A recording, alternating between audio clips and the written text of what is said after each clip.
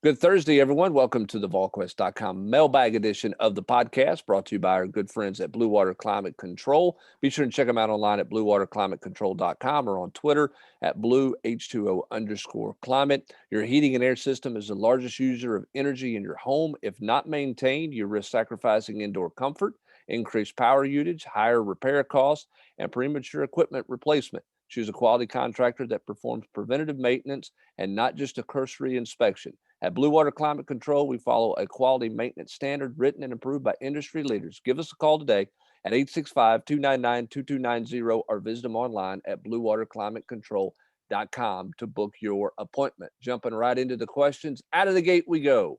Outside of Rodney Garner, who would have the best recruiting prowess? Also, how long will the NCAA keep pushing the dead period back?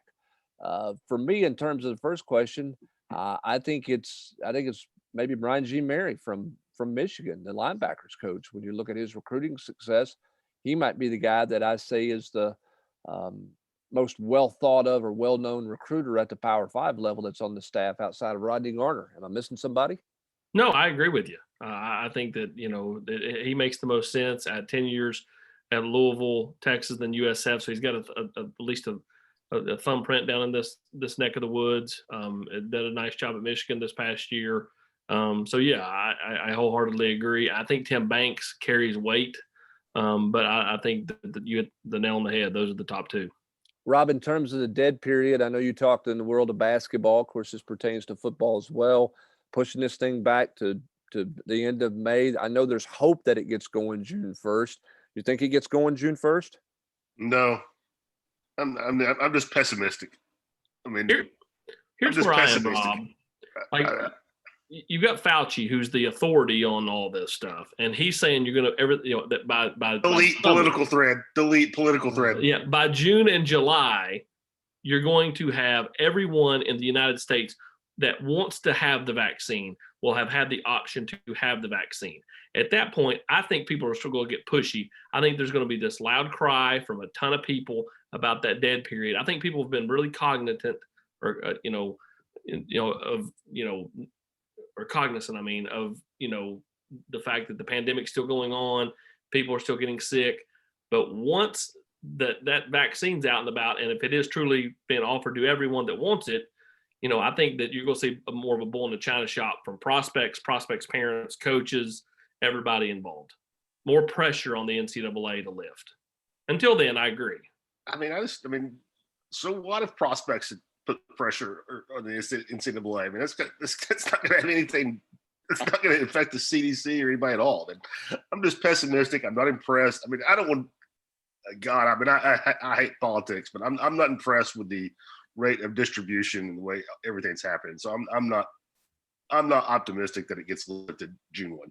Yeah, I don't know what's going to happen. I know there's a lot of hope but there was a lot of hope that it was going to be listed April 1 as well, and it didn't. So we'll see what happens moving forward and where things look from a number standpoint and CDC and all that, because they will dictate it over whatever the NCAA thinks or anybody else out there thinks at any college or level, conference level, or even the parents level as well. All right, let's go on to our first Ty Simpson question of the podcast. We need to be a few of those today.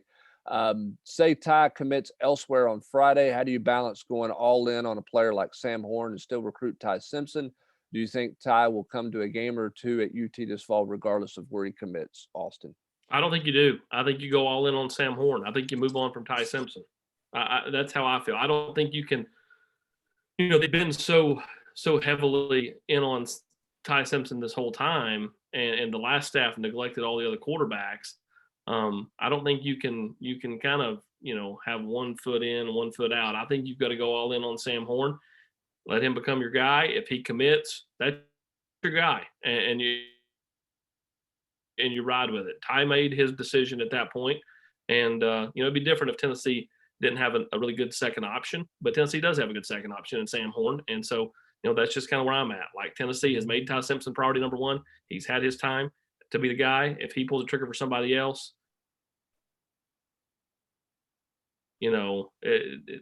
then I think it's time to make a move on Sam Horn and go all in on him. And here's why: because at the end of the day, Brent, as well as I do, that kids know what's going on out there. So I don't think you can just like secretly in a covert manner continue to recruit Ty Simpson and have Sam Horn committed. And then if Ty wants to come later, say, oh, sorry, you want to take Ty Simpson? I don't think you can go that route, because what happens if Ty said, yeah, I'm actually going to stay with Clemson or Alabama or whoever he picks. And then Sam Horn's like, wait a minute, I was your guy. Forget this. I'm going to go look around myself. You put yourself in a tough spot.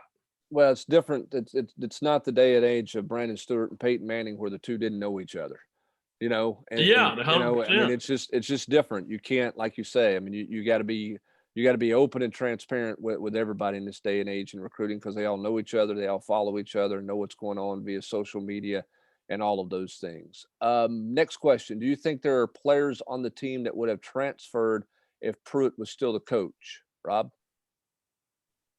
I mean, I think we're seeing more kids who transfer because he's not the coach than the other way around. I mean, just from my perspective, I mean, good gracious, didn't Tennessee lead the country in kids in the transfer portal? Yeah, I mean, I think there would have been some guys who are probably still on this team that might not be on this team if this previous coaching staff was still here. But there'd be a lot more guys on this team that are not on the team who have transferred out if the coaching staff were still in place. That's the way I look at it. Next question. Now that some time has passed since the coaching transition, a couple of questions looking in from a retrospective standpoint. Why did the secondary struggle so badly this last year, given that Pruitt was known for his secondary coaching and defensive X's and O's, and the Pruitt-Ansley combo in the secondary was thought to be a strength of the coaching staff? With regards to the lack of adjustments to cover the middle of the field, lack of secondary development, what were the root issues of the struggle there? I know they missed Nigel Warrior, but why couldn't Pruitt and Ansley get more out of that unit? Secondly, Austin, you have mentioned that the chemistry among Pruitt's staff in year 3 was especially bad. What were the root causes of this very poor chemistry? I know there was significant coaching turnover between years 2 and 3, in addition to the curveball of COVID, but how did the staff chemistry go in the tank so drastically and so severely? All right, Austin, you want to take question 2 first? Staff chemistry? Well, I think there was a disconnect there amongst a handful of coaches. I'm not going to go into who. I just don't think that's fair. I mean, at the end of the day, Jeremy Pruitt and his staff aren't here anymore, and so everybody that wants to continue to throw dirt on the grave, I mean, it was, and I guess you could say that I did that last week when I brought up the lack of chemistry, but I was more explaining the fact that this chemistry and everything can be better, and what's it worth, on the field to Tennessee next year. So, there was a disconnect there amongst some coaches. And they are no longer here, so that's kind of where it's at. I mean, was the chemistry ever good in 3 years? I mean, go back to the Tyson Helton. I mean, I think it was much better in year 2. I think the only disconnect there dynamic and or the Tyson Helton dynamic, and and that was because Jeremy just didn't like what Tyson was doing, and he meddled on the offensive side of the ball a lot. In year 2, I thought their staff chemistry was way, way better. Well, yeah, I mean, I think it was better because I think Pruitt was more mindful of things in year 2. I think the office hours were better. I think there were a lot of things that that were just better in terms, and that was where we talked about his growth in year 2. And then I think because of COVID, and I'm not making excuses for him, but I think because of COVID, I think because he went in some of the other direction in year 3. He went back the other way. As for the secondary struggles, maybe that's COVID. Some of that was COVID related. Yeah, they missed Nigel Warrior, but that unit, Rob, just didn't get any better. They didn't play very well. And it wasn't just the secondary guys. I think you got to throw the linebackers into there as well. Maybe it's because they couldn't get to the quarterback. Bottom line is they couldn't cover the middle of the football field all season long, period. No, and I thought that having Bryce Thompson and Lawante back, as 2 guys who had played a ton of snaps since their freshman year, would really free them up to be creative in the middle of the field and kind of compensate for not having an experience like Nigel. But they were just bad. But I don't X's and O's wise, I don't know how to break it down for you, but personnel wise, they were just not good. No, they were not. On to Cozy's question here. He's got a sled full, so we're going to work through them here. Biggest weakness on this team: linebacker depth, defensive back, or what? I'm going linebackers. I just don't think they have any bodies there. Y'all may disagree. My second would be offensive tackle because of the unknowns at that position. That would be my two. Anybody Agreed. else agree? I mean, besides the defensive back depth, I do think I don't think they're that bad in the secondary, but they're an injury or two away from being rough. I mean, linebackers is potentially scary to me. Yeah. All right, number two, we'll throw this one. One of you guys can take this one. Biggest need from a leadership perspective on this team. Is anyone stepping up at this point, including coaching? Yeah, I don't know what. I mean, I don't know what a need for. I mean, yes, this team needs leadership, but I don't know what that means. I mean, holding each other accountable. I wonder who's going to be the voice of the defense, who's going to lead this defense, who's going to be the voice of the offense, and I think that's just a given any time that you're having to turn over because things are going to be so different from a coaching standpoint than it was previously. So I think that changes some of your leadership stuff as well. It's clear Alontae Taylor's trying to be a leader. I think he's got to probably play better on the field in order to be the leader that everybody wants him to be from a vocal standpoint. And then we'll see offensively. Does Caden Mays take on a leadership role? Or is there somebody else? I don't know. Question 3, what can Heupel do in your opinion to get the fans engaged, fired up prior to the season, assuming fans are going to be allowed to attend? I don't know what you can do because I don't know before the fall if things are going to be drastically different. I mean, in a perfect world, you do have the big orange caravan again to let people get to know Josh, and I would take multiple staff members on that, and not and let them get to know your coaches. And in a perfect world, everything's open, and you allow more access to your team, and that don't mean the media can just come in there and run roughshod, but it more than what it was, and you let people get a feel for the players, let people get a feel for the team and how they're doing, and just kind of be more of an open book than a secret society. Rob, this guy's got 2 basketball questions, but before I get to them, I want to ask you this. Is this just a situation where Tennessee fans have been beat up for 10 years, that it's about what you look like on the field rather than how you market yourself prior to ever playing a game? I mean, I think there's no shot at just making fans feel great by doing anything other than winning football games. Yeah, some are going to be all in just because they're all in. They've been all in on every coach that comes, and some others are going to be take a much more wait and see approach, I think, because of what they've done and what's gone about them for the last 10 years and what they've had to deal with the ups and downs, and more downs than ups with this football program. All right, 2 basketball questions. Will this team be healthy come tournament time? Who's your point guard for this team, Rob Lewis? I mean, aside, Pons has got a little knee thing. I'm not sure how. I don't think Josiah looked like he was completely back last night. But yeah, I mean, I think considering based on how everybody is at this time of year, yeah, this team's going to be healthy. And point guard, I mean, they don't really have one. They're going to play 3 or 4 different guys there every night. It's Jaden kind of closed the game out there at Vanderbilt. Santiago would never be my point guard if I'm coaching this team. He's always playing off the ball and looking to get up shots, and he's not starting, which he's not for the last 3 games. I would say Jaden and Keon, even though Keon had 6 turnovers last night. Those 2 guys, to me, are the most explosive, creative guys that they have at point. They can beat people off the dribble, and Jaden in particular is a facilitator. But I don't think point guard's the strength of this team, to put it mildly. Yeah, interesting. Rick Barnes said Monday night on Volquest that he thinks Jaden Springer should be the best point guard on this team, is the most talented point guard on this team, but you got to want to play point guard to be a point guard, which I thought was an interesting kind of shot that he threw out there, and indicating that Jaden Springer really didn't want to play point. No, I don't think. I think his, I think his focus. Since he's been 7 years old, the way he identifies himself as a basketball player is as a scorer, and that's his DNA. He can do a lot of nice things as a point guard. He is, in my opinion, Tennessee's best point guard. He's also Tennessee's best shooting guard. And that's what he is in his mind. Well, he could play both, in my opinion, because you can score from the point position in a variety of ways. So I think I would somehow convince him, hey, be the point guard. Yes, you can still score 20 a night, but also get some assists for this team as well. Following the Heupel hire, Austin said he was not known as a dogged recruiter, and we know Central Florida did not recruit 4- and 5-star players, yet he's obviously been working aggressively since his hire with Ty.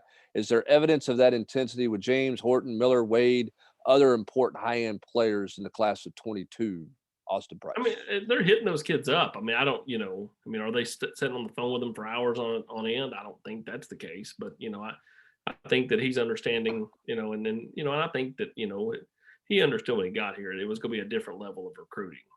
Is it the same as, what he's used to? No, not at all. I mean, it's just you recruit a different kind of kid at each level. I mean, Jason Simpson recruits a different kind of level of kid at UT Martin than, the coach at MTSU does versus the coach at Tennessee. So I think when he got here, I think, it was, I won't say an eye-opening experience, but I think, just knowing how much you've got to kind of hit the ground running and be on top of things, you would never had to have done that when you got to UCF.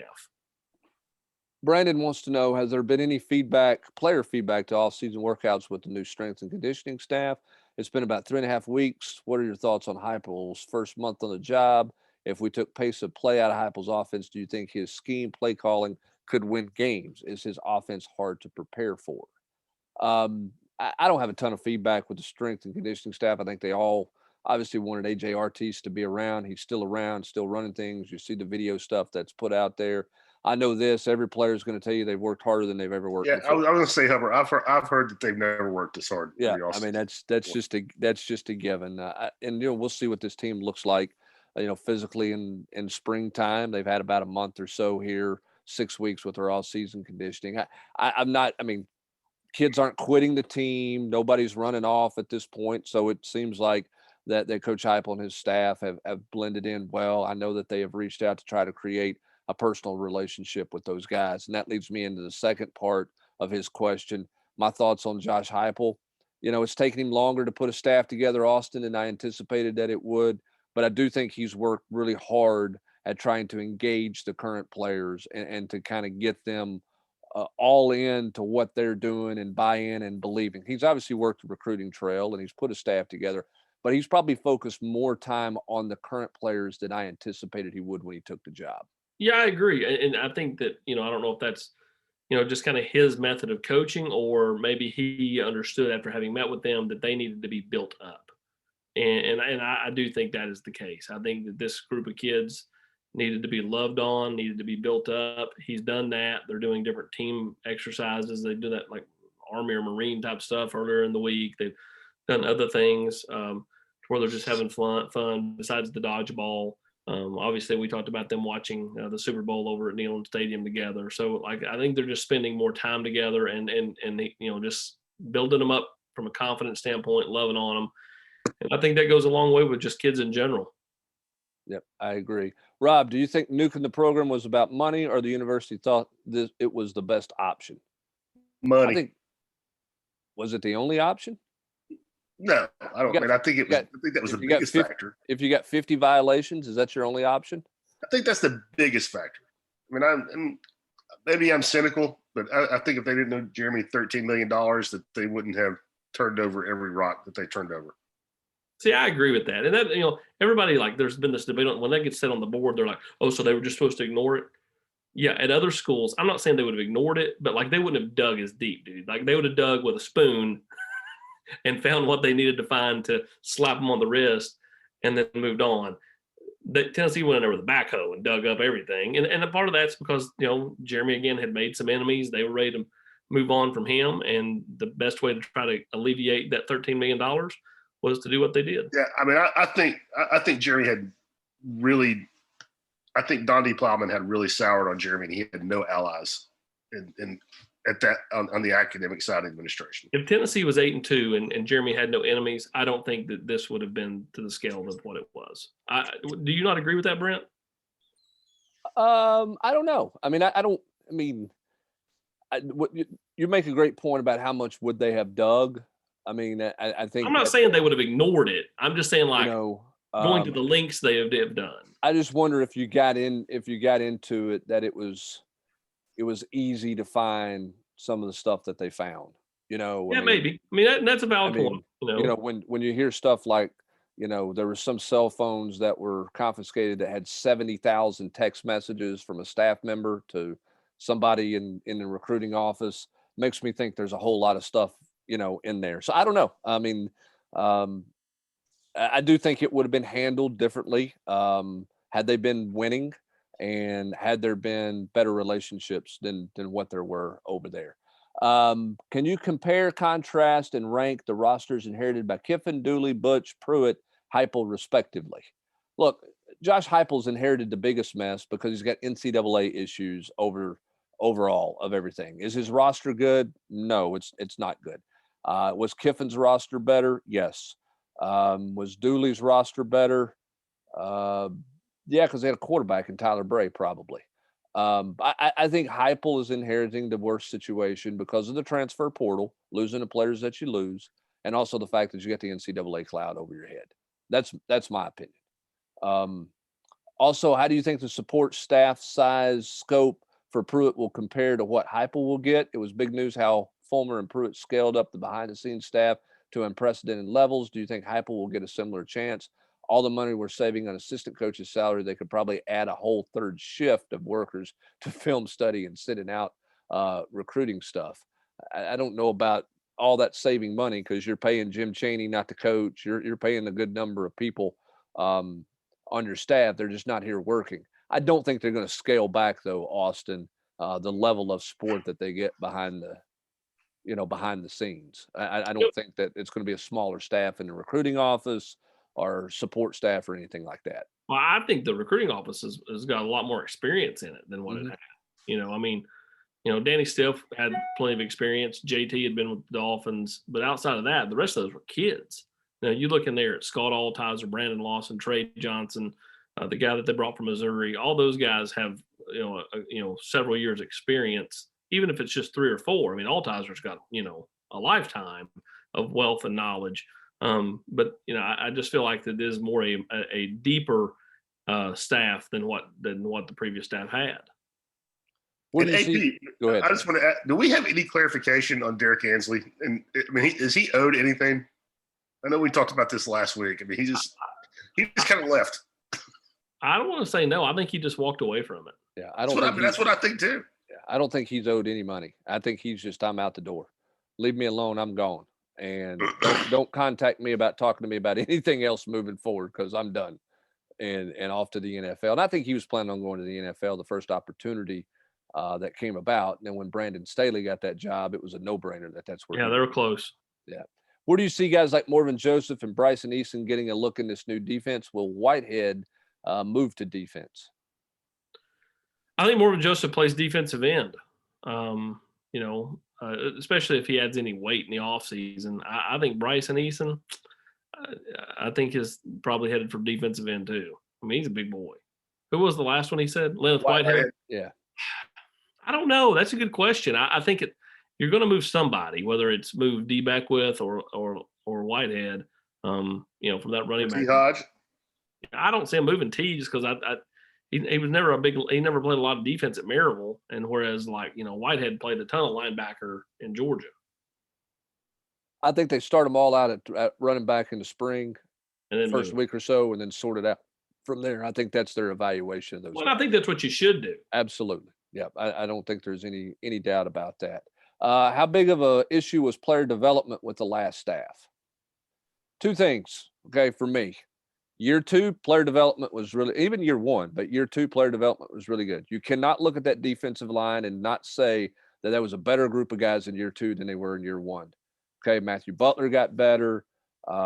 Middleton played better. Certainly some other guys along the way, along that defensive front played better.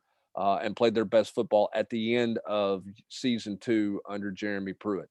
They did not develop in year 3 because they didn't have a football coach. Okay. I mean, they made a change there. And no offense, Jeremy Pruitt, he's not a defensive line coach. Clearly, the development of the linebacker position was a drop off once Kevin Scherer left. that there was, I mean, Brian Niedermeyer was learning on the job there, and the linebacker position did not develop well. I don't think there's any doubt about that. I think development was an issue in year 3, partly due to COVID and partly due to some of the staff changes.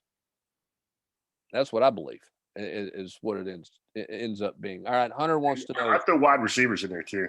I mean, even it's, I think COVID had a lot to do with it, and it's tough to develop freshmen. But I think since he had some talented freshmen, other than Jalen Hyatt, none of those guys did much for anything. Yeah, I agree with that. It's been mentioned that the new staff may value agility on the offensive line more than the last staff did. If that's the case, who are some of those guys on the roster that could benefit from this, and who are some that will need to work hard on that aspect of their games? Seem mostly we're built to maul over people. I think we talked about it on the podcast maybe on Tuesday. There are going to be some guys who have to drop some weight, get themselves in better shape. When you're talking about Darnell Wright, I think Kayron Calvert is athletic, but he's going to have to get himself right and get himself in good shape that way. And some of these guys will benefit, Rob, from just a fresh start. Just a new guy who clean slate and see what happens that way. I think that happens invariably whenever you got a new staff coming in. Yeah, I think Kayron is one of those guys. But if you're just talking about body type, I don't see anybody on this offensive line necessarily I would really call nimble. Maybe Cooper at center, but I don't see a lot of dudes that I would say are, quick-footed, just kind of big, rangy guys. I mean, I think they're mostly maulers. I agree. I mean, I do think that the offensive line is set up more for that. I do think there's some guys moving. I think Carvin moves better than people think. Kayron and Darnell. I think Darnell honestly is more athletic than people think. He just got to get his weight in check. I think both those guys are athletic. Kayron was a really good high school basketball player, but both those guys weigh 330 plus pounds. And look, how nimble can you be? And if you're going to play in this fast-paced offense, you're going to have to be in better shape. And to be in better shape, they're going to have to drop some weight. I don't think there's any doubt about that. Given A.D. White's thoughts towards game day experience and marketing, do you foresee Neyland becoming like other college stadiums with LED light shows and that sort of thing? Yeah, I mean, why not? I mean, I think that's kind of the trend where everybody's going. I mean, there'll be something there. I've said it from the get-go. I'm not a fan of what Alabama does. I wish the NCAA or the SEC would step in and kind of, that's a real home field advantage. Where's Georgia doing it too? Right. That's artificial noisemakers. I mean, if you're going to do that, then Mississippi State ought to be handing out cowbells to everybody as they walk in. I mean, you ought to be able to do pretty much whatever you want to do, because during a TV timeout, if you're trying to communicate to your team, it's pretty distracting with what their stuff's doing, which is fine. Let's just take everything off the table, right? And just kind of let it do whatever it wants to do. It's ironic that artificial noisemakers, Rob, are banned, but light shows are not. So I just think you gotta quit with that. If you're going to do the light shows, that's as distracting as a noisemaker. So just let it go. If you want to pipe in bee noise at Georgia Tech, pipe it in, and be as distracting as you want to be, because that's what that's what those light shows are doing as well, in my opinion. Not that I hate them, but yeah, I mean, I think Tennessee will look and needs to look at improving their game day atmosphere. I know Austin's talked about that. I don't disagree that they got to get some things going in a more aggressive direction with their game day marketing and their game day atmospheres. That's for sure. Yeah, I mean, I'm not a fan of it at all. I mean, I probably would come down softer on the side of it being a competitive disadvantage, but just aesthetically, I don't love it at all. I mean, I'm not. If I'm an Alabama fan, I'd rather listen to a 30-second clip or watch a 30-second video clip of Bear Bryant in a pregame locker room than watch that light show crap. Yeah, I don't disagree there. Austin, will UT assign one player in the recruiting department to evaluate portal players now that's making up 10 to 20% of your class, kind of like NFL teams do with assigning people to the draft versus assigning free agency? How do you handle the portal? Well, yeah, I think you do have somebody or a time where you evaluate kids that go in. But yeah, I think somebody will be placed in charge of that. I don't know who it'll be, but I do think that makes total sense. And I know that's something that the last recruiting staff was going to do. They had a board of portal guys that they were, kind of like you just, like you have your board of recruits, with each position, they had a board of portal guys. So I would venture to say every school in the country is doing that because that's the new wave. Yeah. Rob, after watching this season's basketball team and some very disjointed performance, it appears to me that Rick Barnes is much better developing raw talent, Schofield, Williams, Bowden, than he is at merging the talent level of Johnson, Springer in with established talent like Pons, Fulkerson, James. Does that make sense to you? I mean, I disagree. I mean, I think if John Fulkerson was playing like a first-team All-SEC player, nobody would think that. And I hate to put that on the kid, but I think that's the story of this team, is that they have not been able to rely on their senior, and he's not at any point in time this year looked like the kid who, was averaged 16 points a game last year in SEC play.